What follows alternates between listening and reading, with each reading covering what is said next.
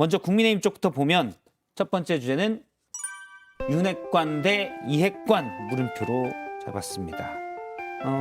국민의힘 이준석 대표가 지금 비행기를 타고 우크라이나에서 오고 있죠. 잠시 뒤 5시쯤 도착할 예정인데 그러면 본격적으로 국내에서 친윤계, 특히 윤핵관 정진석 의원과의 대결이 있지 않을까라는 말도 나오고 있습니다. 연일 두 사람이 거친 설전을 벌이고 있는데 먼저 차례로 얘기를 들어보겠습니다. 이준석 대표도 당의 기여도가 많이 있는 사람이고 더 잘 살아라는 의미로 제가 노파심에서 정치 선배로서 얘기할 수 있는 거 아니겠습니까? 그런 취지로 받아들여 주셨으면 좋겠어요. 최재형 위원장, 천하람 변호사 위원으로 보면은 이준석 혁신위로 시작을 하는 것 같아요. 나머지 분들이 어떻게 채워질지는 좀 두고 봐야겠죠. 당연히 결정했죠. 그거는 그냥 직설적으로 이야기할까요? 제가 그러면 그러니까 사실 직설적으로 이야기하면은 더 당의 분란이 커질 겁니다. 그냥 뭐 나이가 어떻고 뭐 선배로 어떻고 이런 얘기할 거면요 앞으로 나이 순을 뽑죠. 당 대표도 그렇고. 예, 정치 선배로서의 쓴소리 아니다. 선배가 어떻고 이야기할 거면 나이 순으로 뽑고 당대표도 나이 순으로 하자. 이렇게 맞받고 싸웠습니다. 그런데 오늘 정진석 의원은 앞으로 이준석 대표가 하는 말에 대해서 대꾸하지 않을 생각이다. 그리고 오늘 페이스북에는 관련 언급이 아닌 뭐 화물연대 총파업이랄까요? 이런 다른 문제를 올리기도 했습니다. 이준석 대표가 오늘 오거든요. 이 부분은 이핵관인 김재섭 전 비대위원에게 먼저 여쭤보겠습니다. 오면은 이준석 대표가 확산을 자제할까 아니면 거친 공격이 다시 이를까요? 근데 제가 참고로 예. 김재섭 비대위원은 어느 쪽도 핵관이 아니세요. 아, 그래요? 중립적이세요. 그냥 관. 예, 이제 관이 되실 분이죠. 관. 아, 관이 되실 분인가요? 네, 네. 알겠습니다. 김경진 의원님께서 말씀을 해주셨지만, 네, 아무튼 저는 이준석 대표 체제에서 아무런 직책도 맡고 있지 않는 뭐 그런 사람이기 아, 때문에, 그러네요. 생각해 보니까. 네, 핵관이라고 부르기 좀 어렵고, 핵관은 아니고 그냥 먼 관. 네, 뭐 어쨌든 관. 옆 동네 옆 당협위원장이고, 여하튼 근데 이준석 대표가 이제 우크라이나에서 돌아오게 돼서 이 논란을 더 확산할 것 같지는 않거든요. 예. 제 생각에는. 그러니까 왜냐하면 이제 지도부 내에서도 자중을 좀 요청하는 상황이고 당내에서도 그다음에 저 같은 당협위원장들도 이 사안이 좀 우려스럽긴 합니다. 왜냐하면 이제 대선이 끝난 지 얼마 안 됐고 당도 좀 추스려야 될 필요가 분명히 있고 아직까지 계속 선거만 치러오던 체제에서 예. 이제는 좀 안정을 좀 취하고 지방선거 이후에 우리가 지방 권력을 장악한 상태에서 무엇을 해야 될지를 고민해야 될 때인데 자칫 앞으로도 1년이나 더 남은 당권 경쟁을 벌써부터 하는 것처럼 해버리면 사실 1년 되게 긴 시간이거든요. 그럼 당내 싸움을 1년 동안 국민들이 보셔야 된다고 생각하면 벌써부터 저는 걱정이 됩니다. 그래서 저는 이제 그거는 아닐 거라고 보고 한 가지 이제 제가 우려스러운 부분은 뭐냐면 지금 이제 이준석 대표랑 그다음에 정진석 의원이랑 이런 설전들이 벌어지고 있는 상황인데 이것이 사실 전 이핵관과 어떤 윤핵관의 전쟁처럼 크게 번지는 것은 좀 과도한 그 뭐라 해야 될까 좀 프레임이라고 생각해요. 아, 그래요? 저는 이준석 대표 개인과 정진석 의원 개인 간의 설전이라고 생각하거든요. 이게 어떤 개파 간의 갈등 양상이라든지 권력 투쟁의 시작이라고 보기에는 아직까지 뭐 어떤 뭐 걸고 싸우는 내용이 없어요. 다소 좀 감정적인 면들이 분명히 있고 그렇기 때문에 이것은 전 두 사람의 어떤 두 정치인들의 설전 정도로 저는 보고 있고 그것은 이제 우크라이나에 온 이후에 소강이 될 거라고 저는 봅니다. 이건 이제 그 당내 상황에 대해서 당내 관계자로서 일종의 선회를 한 거죠. 예. 좋은 방향으로. 좋은 해서. 방향으로 해서. 제가 좀 이제 나쁜 방향으로 해석을 해보자면 저는 트리거가 있었다고 생각합니다. 이게 이제 선거 끝난 이후에 혁신위를 이 대표가 표방을 했어요. 예. 근데 혁신을 하자는 거는 누가 그걸 갖다가 부정하고 거부하겠습니까? 그리고 어쨌든 이 보수 정당이 선거 연승에 이어서 혁신의 주도권까지 갖는다면 그거야말로 나쁠 게 없는 거죠. 근데 혁신 얘기만 했으면 모르겠는데 거기다 공천개혁 얘기를 걸었어요. 저는 그게 트리거였다고 봅니다. 결국 이준석이 주도하는 다음 당대표가 공천권은 정작 행사하는데 이 공천개혁이라는 게 갖고 있는 함의가 뭔가 여기에 대해서 중진들이 일정한 위기감을 좀 느꼈다고 보고 거기다 플러스 지금 공천개혁을 얘기하는 건 차기 선거에 또 나오겠다는 거 아니냐. 저는 예. 이게 겹쳐졌다고 보고요. 가뜩이나 이제 이른바 그 윤 핵관들과 이준석 사이에는 불편한 기류가 당내 경선 때부터 있었고 심지어 윤 대통령과도 불편한 기류가 있었지 않습니까? 그때는 이제 선거 때니까 참고 넘어갔는데 사냥이 끝났잖아요. 그러면 이제 안 그래도 사냥개를 처리할 방법을 생각해야 되는데 거기다가 일종의 명분을 준 게 아닌가 이런 생각이 들고 우크라이나 간 거는 저는 그 부실이라고 봅니다. 이준석 대표가 뭐 외교적 고려 이런 거 뭐 신중하게 고려하지 않고 갔지만 그렇다고 해댈 것도 없어요. 가가지고. 근데 그거는 저는 부실이고 그보다는 어쨌든 오랜 갈등이 이 공천개혁 혁신이 예. 이걸 매개로 폭발을 한 거고 제가 가장 궁금한 대목은 그거예요. 과연 윤심이 실리지 않은 윤핵관들의 의지가 있을 수 있겠냐. 게다가 정권이 취임한 지 한 달 지났는데 지금은 모든 스포트라이트가 사실은 대통령실로 쏟아져야 되는데 여당이 코앞에서 이렇게 노이즈를 일으키는 거를 윤 대통령은 어떻게 생각할까. 그런 맥락에서 봤을 때 이심전심이 있는 거 아니냐.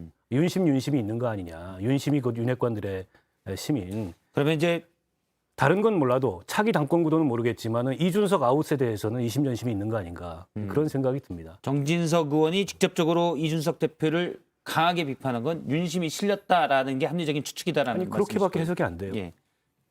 김경진 의원님은 혹시 일단 당위론적을 가지고 얘기를 드리면 두 분은 적절하지 못한 시점에 적절하지 않은 내용의 컨텐츠를 가지고 논쟁을 하고 있는 것 같아요. 그러니까 윤석열 대통령 지금 취임 초기잖아요.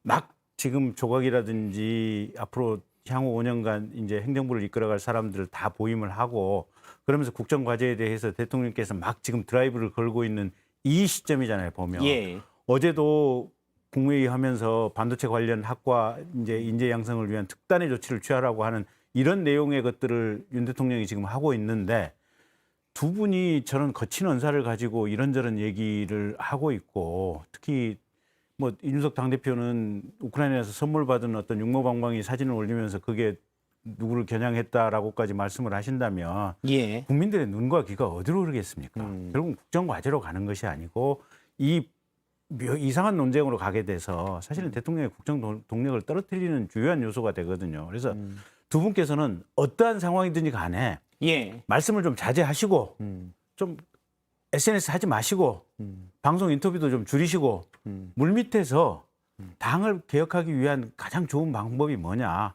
그리고 최적의 공천 시스템이 뭐냐 그런 얘기 조용히 논의를 해서 개선 방향을 찾을 수 있는 거 아니겠습니까? 물 밑에서 논의를 해야지 네. 바깥으로 잡음이 나오는 건 좋지 않다는 말씀이십니다. 그렇습니다. 근데 뭐 남의 집 이야기하면 좀 미안한데 저는 6월 24일 그 이후로 만약에 이 성상납 의혹 징계가 끝나기 전까지는 계속해서 이준석 대표 입장에서는 무언가 갈등거리를 만들어낼 것 같아요.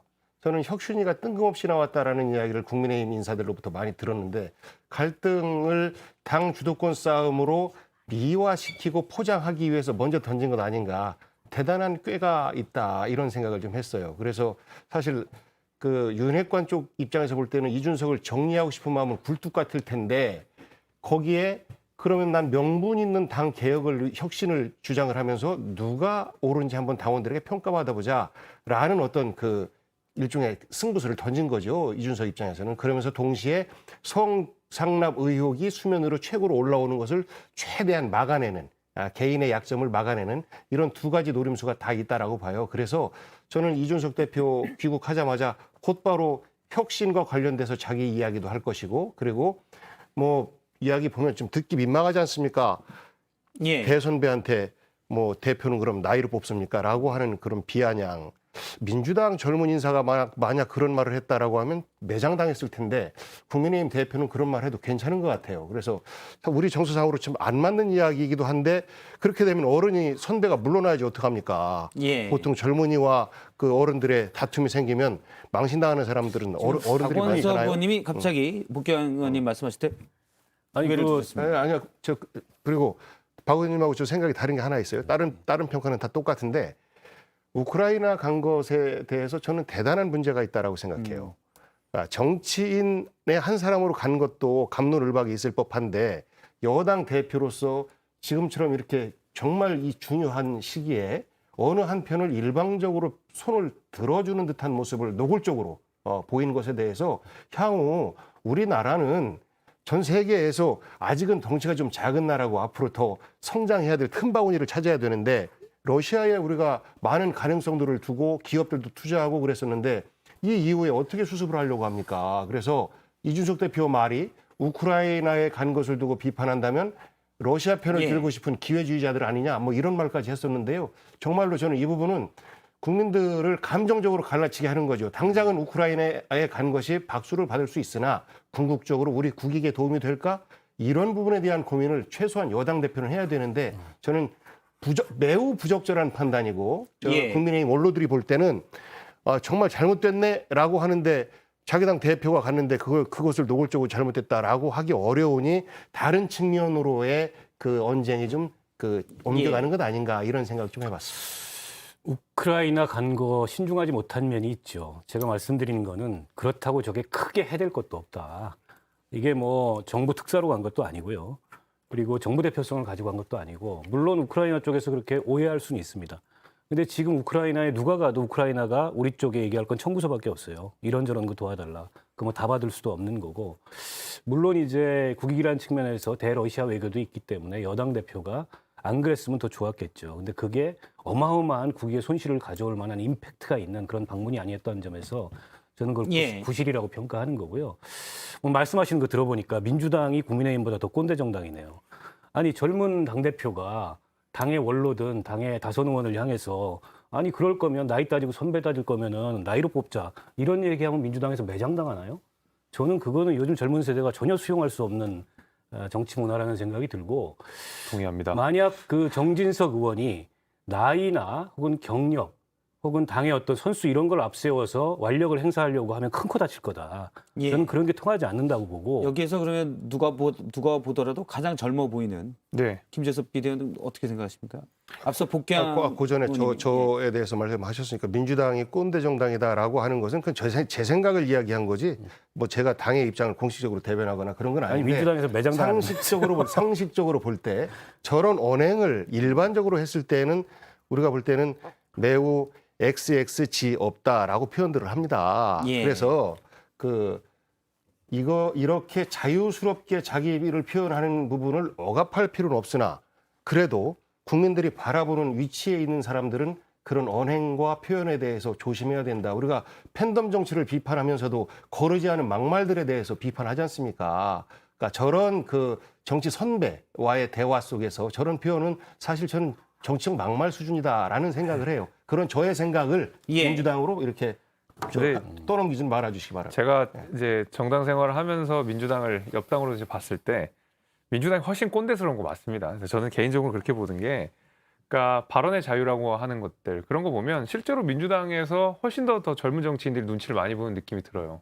그러니까 반면에 이제 국민의힘에 있는 젊은 정치인들은 또 당내 쓴소리를 하거나 아니면 또 민주당을 향해서 하는 쓴소리들에 대해서 그렇게 눈치 안 보고 할 건 다 하거든요. 근데 그런 반면에 이제 민주당 같은 경우에는 저는 그 기억도 납니다.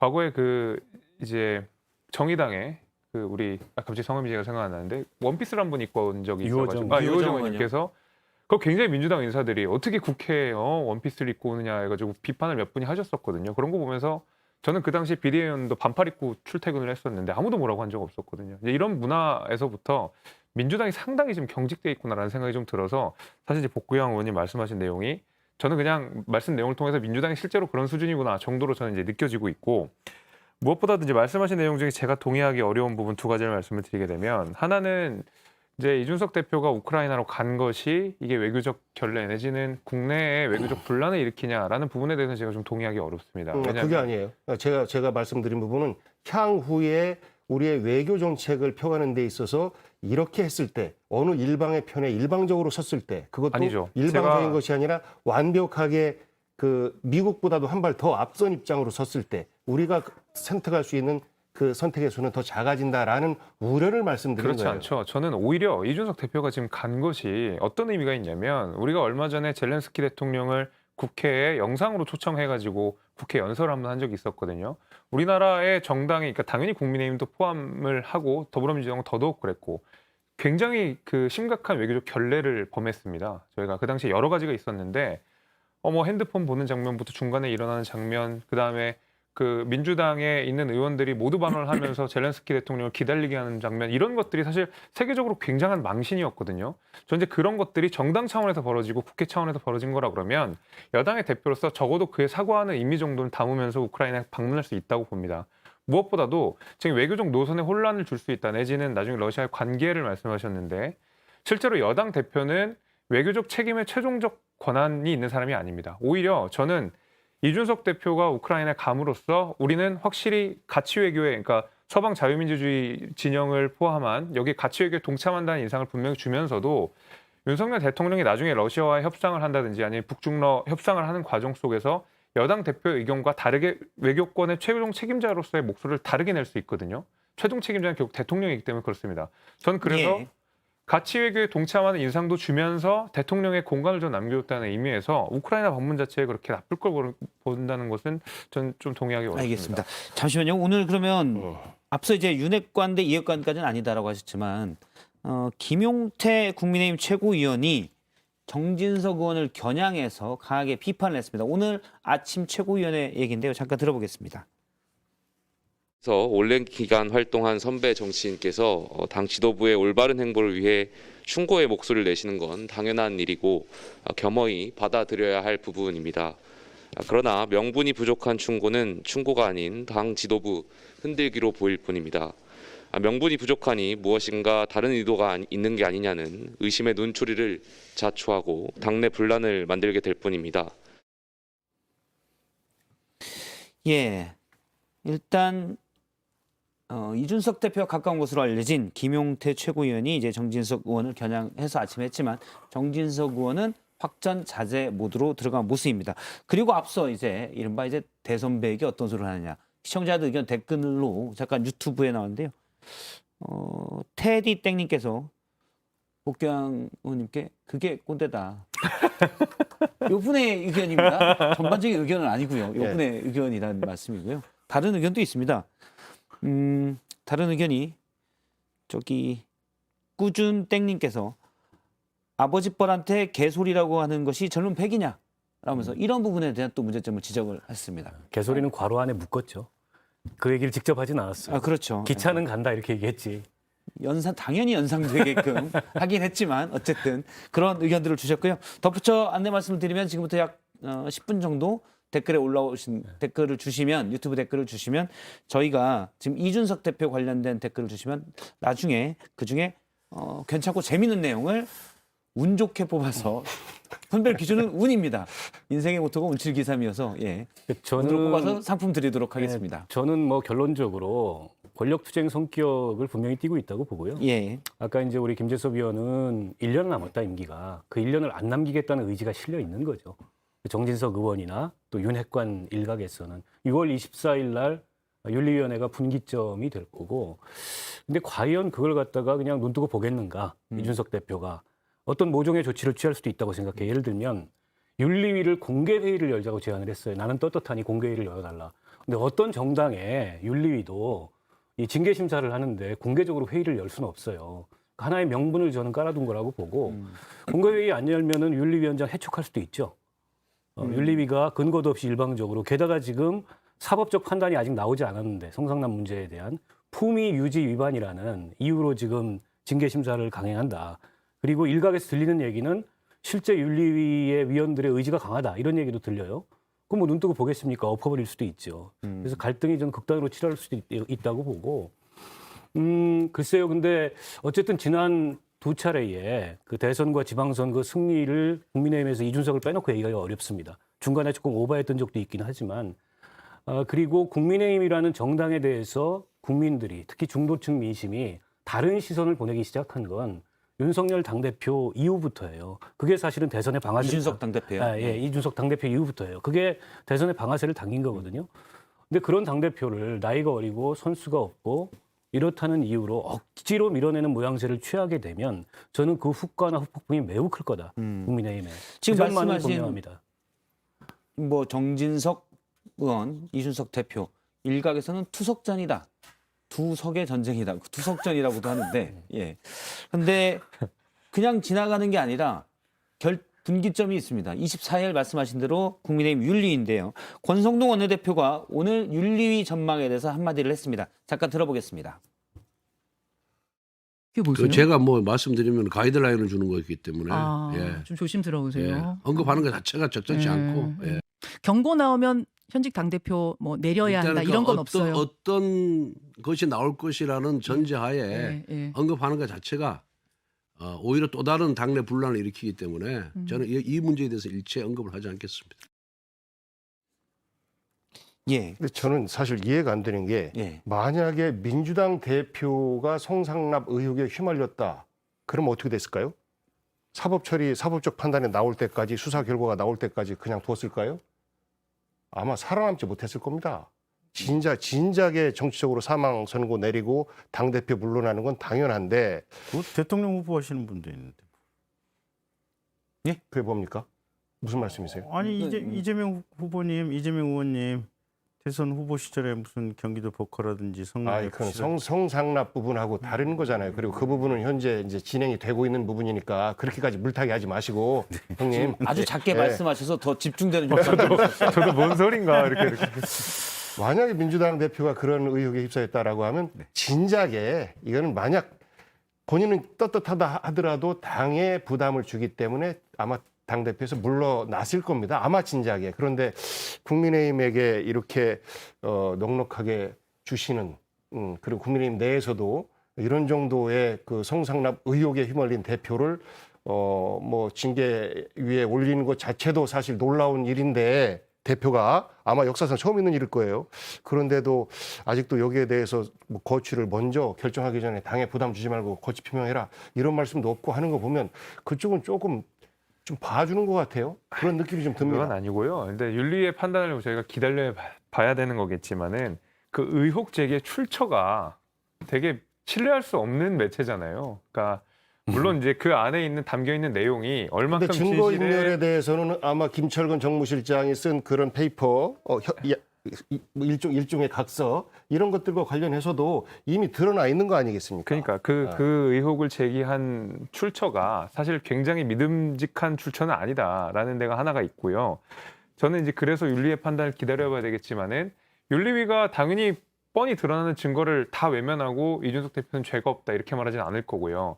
윤리위도 냉철하게 판단을 하고 누구보다 많은 증거와 누구보다 많은 그 제보를 통해서 지금 나름의 판단 과정을 거치는 과정이기 때문에 이것이 뭐 무슨 저희가 사건을 뭐 차일피일 미루고 이런 문제는 아니라고 생각이 되고 정말 징계를 하려고 그러면 말 그대로 선거에서 2번 이긴 여당 대표를 징계하는 건데 윤리위가 그냥 대충 의혹이 있는 것 같고 뭐 증거도 있는 것 같으니까 징계 당장 열어서 합시다라고 할 수 있는 거 아니거든요. 민주당 입장에서는 사실 쉽게 얘기할 수 있죠. 왜 빨리 안 해? 이럴 수 있지만 그래도 저희가 그렇게 윤리위가 간단하게 운영되는 건 아닙니다. 그리고 국민의힘의 윤리위도 굉장히 체계와 그다음에 당원 단계에 따라서 절차를 진행하는 것이기 때문에 저는 이것을 뭐 미루거나 내지는 의혹이 뚜렷한데 뭐 징계를 안 하거나 이런 문제는 전혀 아니라는 말씀을 드리겠습니다. 지금 국민의힘 윤리 징계 수위가 있습니다. 가장 높은 게 제명, 탈당 권유, 당원권 정지, 경고 이렇게 있는데 아예 징계가 안 내린다면 모르겠는데 당원권 정지도 당대표로서는 좀 치명적이고요. 경고 정도 나오면 어떻게 되나요? 어떻게 될 거라고 보십니까? 모르겠는데. 예, 알겠습니다. 겁나는 거죠, 말씀하시기. 김재섭 PD 보시기엔 어떻습니까? 저도 글쎄요 경고 사례가 없어서 제가 뭐 하긴 좀 어려운데 경고면 그냥 경고를 받는 거 아닌가요? 뭐 어떤 당원권 자체의 제한을 그럼 경고 정도 받아도 아니라고 봅니다. 이준석 대표의 당 대표로서의 권위는 약간은 손상되겠지만 충분히 유지할 수 있다라고 보시는 건가요? 저는 경고 수준이라고 하면 당연히 그렇다고 보고 당원권 정지가 되는 경우에는 당원권 정지가 되는 기간에만 당대표 자격을 상실하는 걸로 알고 있습니다. 일단 김경진 의원님 경고. 방송을 고속스러운 말씀이 얘기가 나오면 방송을 안 해요. 요즘에 이 방송뿐만이 아니고 다른 데서도 공통된 특징인데 옐로 카드입니다. 그래서 봅니다. 저는 경고가 나와도 치명적이라고 봅니다. 저희 빨간 뉴스도 있습니다. 지금 리더십 흔들기가 시작됐는데 그 리더십 흔들기에 명분을 한층 얹어주는 거잖아요. 그리고 지금까지 정당 역사상 윤리위에서 당대표를 어떤 윤리 위반으로 심사해가지고 했던 적도 없거니와 경고 이런 걸 받았던 적도 없어요. 물론 이제 당대표 직은 유지할 수 있을 거라고 봐요. 그러나 직을 유지해도 그 이전과는 좀 다른 양상으로 전개될 가능성이 높고 한쪽에서는 그걸 명분 삼아서 물러나라. 이런 어떤 요구가 굉장히 커질 가능성이 있어서 일단 징계 심사에 착수해서 어떤 결과든 저 중에 어떤 수위든 나오면은 그거는 당대표한테 큰 데미지일 수밖에 없다고 보고요.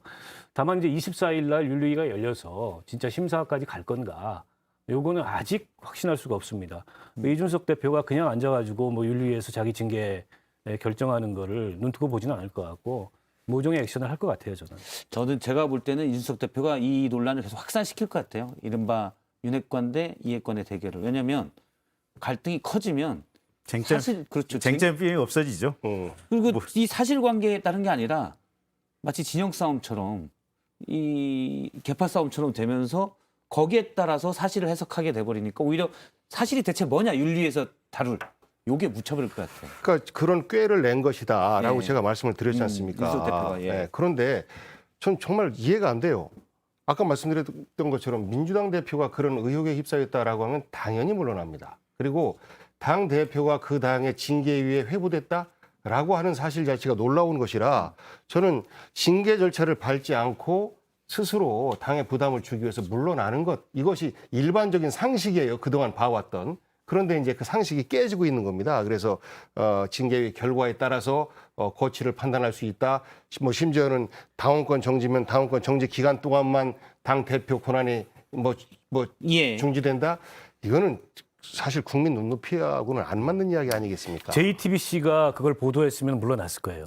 근데 가세연이기 때문에 저는 그 매체에 대한 신뢰성, 그걸 믿지 않는 다수의 대중들이 있어서 저는 버티고 있는 거라고 보고, 물론 저게 일부라도 사실로 드러나면 버티기 어렵겠죠. 예. 버티기 어려울 거라고 보고요. 일단 거짓말한 게 되니까. 그리고 이제 기존의 정치문법에 그 기존 정치문법에 맞추는 사람이 아니에요. 이준석 대표도. 아니 기존 정치문법에 맞춰서 얘기하면은 선배 그 의원이 뭐라 그랬다 그래서 육모방망이를 사진으로 올리겠습니까? 그거는 뒤통수 때리겠다는 얘기잖아요. 이거 들고서. 예. 그 했던 얘기 정진석 의원이 과거에 하셨던 얘기 그대로 돌려주는 거잖아요. 쌍비읍이 들어가죠. 예. 뽀개겠다 뭐 이런 얘기잖아요. 예. 알겠습니다. 예, 여러 의견들을 주셨습니다. 제가 좋은 댓글에서 말씀을 드리겠습니다. 일단 좋은 댓글을 소개를 하고 그냥 운으로 이 중에 2명을 선정해서 메가땡땡 상품권을 드리도록 하겠습니다. 먼저 이준석 대표에 대한 의견을 저희가 부탁을 드렸는데요. 칭찬하는 분 있습니다. 박순땡님, 윤핵관 정리 안 했으면 선거 졌습니다. 이준석 정치연보 쌈박하게 잘합니다. 60대지만 지지합니다. 라고 주셨고요. 해피땡님께서는 이분 이 대표를 흔들면 이 대표, 20대표를 놓칠 것이고 이 대표를 존중해야 이 대표, 20대표가 올 것이다. 일단 많이 노력을 하셨어요. 라임이 좋네요. 라임이 네. 좋네요. 그래서 이분 일단 메가땡땡 2장 저분은 들어갑니다. 메가땡땡 2장을 의식해서 연습을 많이 하신 것 같아요. 이러면 이제 운보다는 약간 실력이 6723의 기삼에 해당되신 분으로 네. 제가 볼 수가 있겠습니다. JUN2님 그 유지처럼 보여가지고 아니구나. 예. 이준석 그간 많이 참았다. 지금부터는 당 개혁으로 매진하기를 이런 의견도 주셨고요. 비판 의견도 있습니다. 해경땡님, 이준석 씨는 선거 운동원으로만 적절한 듯 하네요. 그 다음에 명화땡님, 이준석님은 인간에 대한 예의, 파트너에 대한 예의 지켜주세요라고 했는데요. 이번에는 명화땡님, 예의를 지켜달라. 이 부분은 뭐 많은 분들이 같이 공통적으로 지적하는 부분이어서 이분에게도 메가땡땡 상품권 2장 드리도록 하겠습니다. 예. 다른 의견 추가로 말씀드리면 이준석 뭐든지 말로 해결하려는 듯 말빨로 정치하는 듯 뭐 이렇게 얘기하셨고요. 예. 그다음에 지금 댓글들이 뭐 계속 나오고 있는데 징계 내용 관련된 내용들도 방송에 언급하기는 제가 부적절한 내용들도 좀 있습니다. 예, 알겠습니다. 이준석 대표 얘기는 여기까지 듣도록 하고요.